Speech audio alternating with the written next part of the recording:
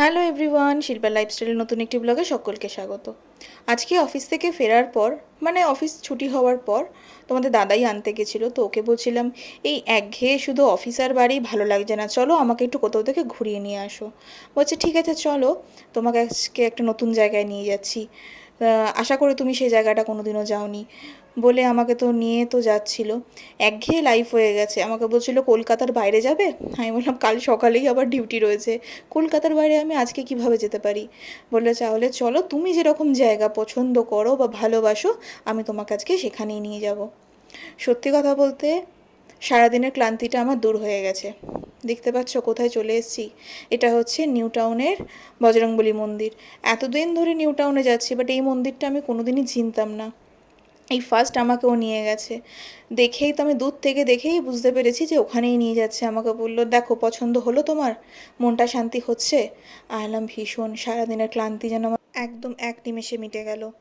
এটা হচ্ছে তোমাদের নিউ টাউনের ইকো পার্কের 4 নম্বর গেটের ওই পাশ থেকেই ঢুকতে হয়। আমি ঠিক বুঝতে পারিনি, আমি যতদূর বুঝতে পারলাম ওয়েট সাইডের হচ্ছে অপোজিটের রাস্তাটা ধরে সোজা চলে গেলে কিন্তু এই মন্দিরটা পাওয়া যায়।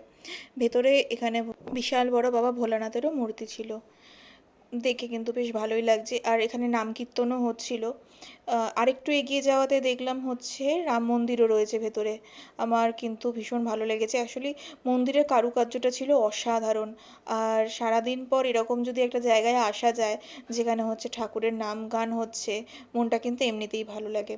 আমি আজকে যেহেতু পুজোর প্ল্যানিংয়ে যাইনি, কারণ সারাদিনের খাওয়া দাওয়া জামা কাপড় ছিল, সে কারণে আমি পুজো দিইনি। শুধু হচ্ছে মন্দিরটা গেছি, দর্শন করেছি ঠাকুরকে, দর্শন করে আমি শুধু চলে এসেছি।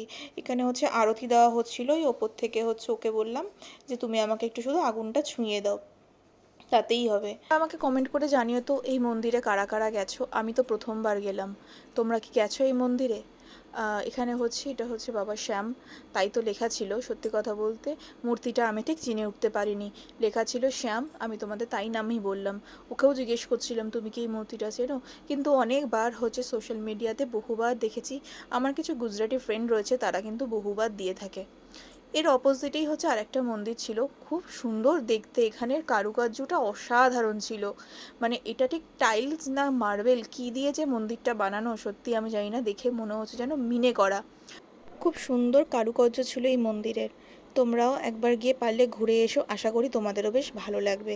মানে মনটা শান্ত হয়ে যাবে। অনেকক্ষণ এখানে কিন্তু বসার জন্য পারমিশন দেয়, মানে অনেকেই দেখছিলাম অনেকক্ষণ ধরে বসেছিল, কিন্তু ভিডিও অ্যালাউ করছিল না। আমি তো একটু লুকিয়ে ভিডিও করে নিয়েছিলাম তোমাদেরকেই শুধু দেখানোর জন্য। সব শেষে কিন্তু কালকের হচ্ছে শ্রাবণ মাসের শেষ সোমবার, আমি কিন্তু ঠাকুরের জন্য ফুল মালা বেল যা লাগে কিনে নিয়ে চলে এসেছি। আমার ভিডিও যদি ভালো লাগে প্লিজ আমাকে সাপোর্ট করো, লাইক কমেন্ট শেয়ার করতে ভুলো না। আর যদি তোমরা এই মন্দিরে যাও অবশ্যই আমার সাথে ছবি শেয়ার করো, আর চ্যানেলটাকে সাবস্ক্রাইব করে পাশে থেকো। চলো টাটা।